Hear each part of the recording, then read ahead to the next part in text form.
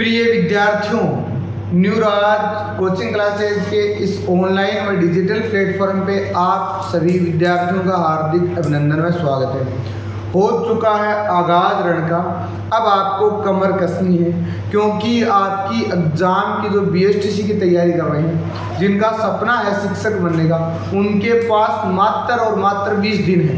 वैसे 28 तारीख की परीक्षा है, लेकिन 1-2 दिन तो आपको वैसे भी पता है कि 15 अगस्त का प्रोग्राम हो जाएगा, उसमें आपका हो जाएगा।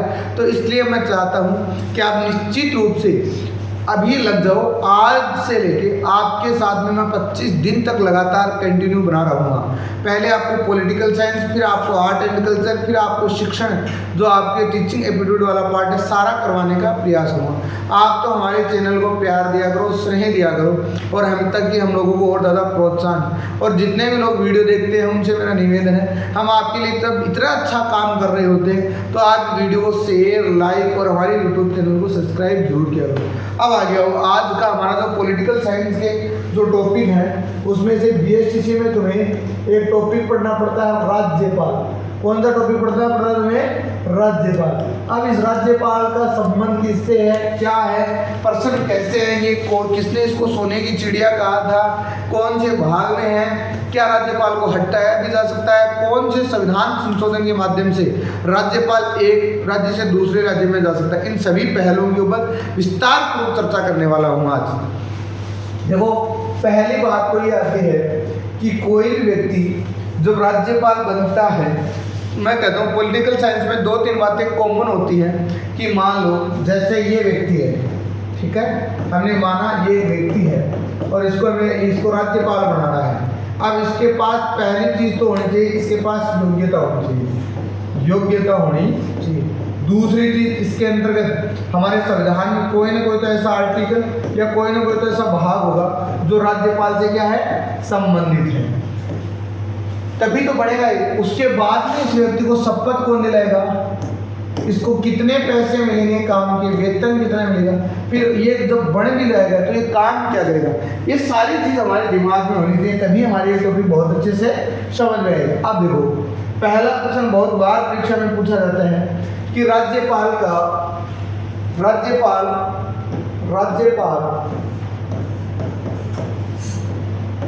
संविधान के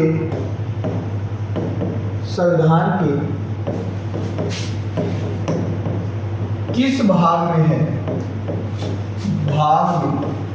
आप अच्छे से आंसर दोगे, भाग 6 में है। फिर आपसे दूसरा प्रश्न पूछा जाएगा कि राज्यपाल का जो पद है ये हमने कहाँ से लिया है, राज्यपाल का पद 1935 के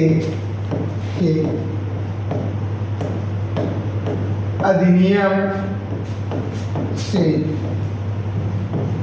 अभिप्रेरित है। यह भी अच्छा प्रश्न बनता है कि राज्यपाल का पद क्या कहाँ से प्रेरित है, तो 1935 के अधिनियम से प्रेरित। अब आता है इसकी नियुक्ति की बात। राज्यपाल की नियुक्ति की प्रक्रिया हमने कहाँ से ली, तो हमने कहाँ से लिए नियुक्ति की प्रक्रिया प्रिय विद्यार्थियों, कन्नड़ा से लिए। कहाँ से लिए? कन्नड़ा से। अब इससे संबंधित महत्वपूर्ण कौन, राज्यपाल का पद किस अनुच्छेद में आता है, अनुच्छेद 153 में लिखा हुआ है कि एक राज्य का एक राज्यपाल होगा। अब हम लोग राजस्थान के संदर्भ में पढ़ रहे हैं, तो राजस्थान का प्रथम राज्यपाल कौन था, हमारे राज प्रमुख कौन था, क्योंकि राजस्थान का जो एकीकरण हुआ है वो हुआ है 1 नवंबर 1956। राज्यपाल को केंद्र का एजेंट कहा जाता है। यह राज्य का संवैधानिक मुखिया होता है, राज्य का प्रथम नागरिक होता है, कार्यपालिका का, राज्य की जो कार्यपालिका होती है उसका नाममात्र का अध्यक्ष होता है। अब आगे जो पहलू पढ़ाने वाला हूँ आपको, वो क्या है, वो बात इंपॉर्टेंट है कि राज्यपाल राजस्थान में कब पद अस्तित्व में है, तो 1 नवंबर 1956 को राजस्थान में राज्यपाल का पद क्रिएट हो। उससे पहले राजस्थान में एक पद हुआ करता था जिसका नाम था राज प्रमुख, और प्रथम राज प्रमुख बनाए गए थे स्वाई स्वाई मान सिंह सेकेंड को, और राजस्थान के प्रथम अगर राज्यपाल पूछे तो थे गुरुमुख निहाल सिंह। अब मैं इससे संबंधित आपको महत्वपूर्ण आर्टिकल बताने वाला हूँ, उनको ध्यान से सुन लेना। इस क्लास को तुम तो देख लेना, मतलब आप तुम देख लोगे तो निश्चित रूप से प्रश्न इस क्लास से बाहर नहीं आएगा BSTC में। अनुच्छेद 154 क्या कहता है? हाँ, वहाँ एक बात और है, अच्छी है। 153 में कहा गया कि राज्यपाल का पद होगा, और वहीं एक संविधान में अमेंडमेंट हुआ। यही प्रश्न कल परसों जो 30 जुलाई को परीक्षा आयोजित हुई थी फर्स्ट ग्रेड की, फर्स्ट पेपर में आया था कि कौन से संविधान संशोधन के माध्यम से राज्यपाल के पद को एक जगह से स्थानांतरण किया गया, संशोधन किया गया। तो 7वां संविधान संशोधन है, और कब होता है? 1956 में होता है। 7वें संविधान संशोधन 1956 के तहत एक राज्यपाल को दूसरे राज्य में लगाया जा सकता है। आपसे यह प्रश्न भी पूछा जा सकता है।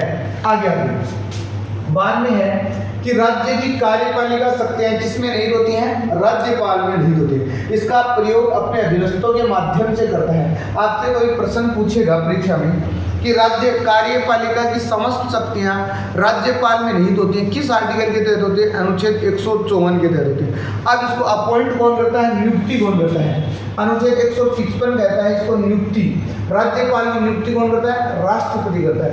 यह भी परीक्षा में पूछा जा सकता है कि राज्यपाल की नियुक्ति कौन करता है, तो आपका आंसर होगा राष्ट्रपति करता है। आगे आ जाओ, राज्य ये मैंने आपको अभी बताया, अधिनियम 1935 से लिया गया था। राज्यपाल की नियुक्ति की प्रक्रिया हमने कहाँ से अपनाई है? कर्नाटक से अपनाई है। अगर आपको इस हमारे जो स्लाइड चल रही है PDF चाहिए, तो आप हमारे जो व्हाट्सएप के नंबर दिए हुए हैं या नीचे जो भी टेक्निकल टीम के द्वारा आप कमेंट करोगे तो आपको वहाँ से प्राप्त कर सकते हो। आगे क्या है? अनुच्छेद 156 में क्या है? इसका कार्यकाल, और कितनी वर्ष करता है? पद ग्रहण करने के बाद में 5 वर्ष पर होता है। लेकिन इसमें ये जो बात है BSTC लेवल की अभी तैयारी कर रहे हो, तुम्हारे लिए अति महत्वपूर्ण नहीं है। आप तो सामान्यतः 5 वर्ष याद रखोगे तो भी काम चल जाएगा। राज्यपाल अपना त्यागपत्र किसको सौंपता है? तो राज्यपाल अपना त्यागपत्र राष्ट्रपति को सौंपता है। आगे क्या है देखो, अनुच्छेद 157 है राज्यपाल बनने के लिए योग्यता, वह कहाँ का नागरिक होना चाहिए? भारत का नागरिक होना चाहिए। उसकी उम्र कितनी होनी चाहिए? 35 वर्ष होनी चाहिए। संबंधित राज्य का नागरिक ये स्थायी निवासी नहीं होना चाहिए। ये बहुत अच्छी बात है। राज्यपाल उस राज्य का नागरिक नहीं होना चाहिए जिसमें उसको बनाया जा रहा है। उदाहरण के लिए देख लो, गुलाब चंद कटारिया को असम का राज्यपाल बनाया गया।